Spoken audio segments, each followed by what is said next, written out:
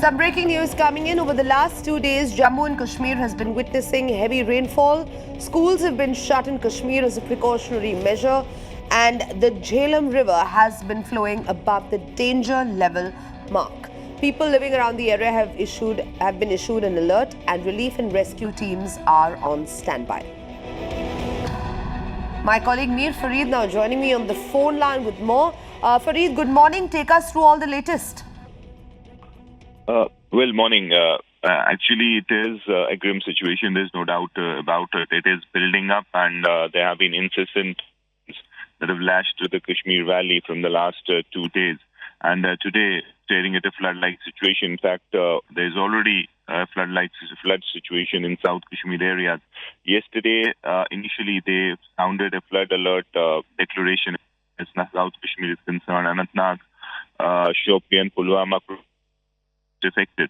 Now today the latest is that even Srinagar has been declared as a flood alert. Water levels at Jhelum have already crossed the danger mark, and people living in low-lying areas close to the river have been told to take precautions or evacuate.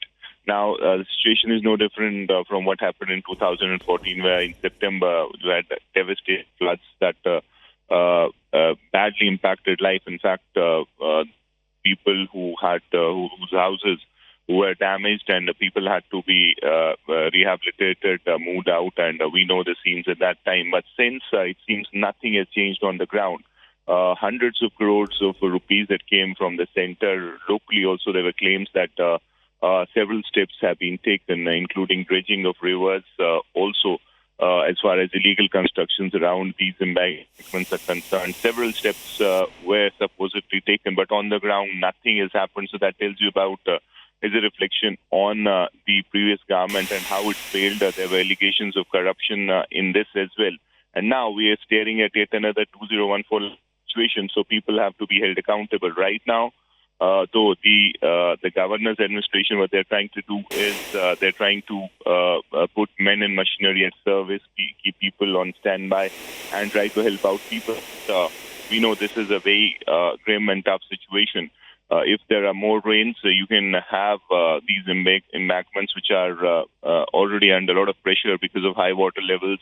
They can be breached, and once any of them breach, especially in Srinagar, you have a lot of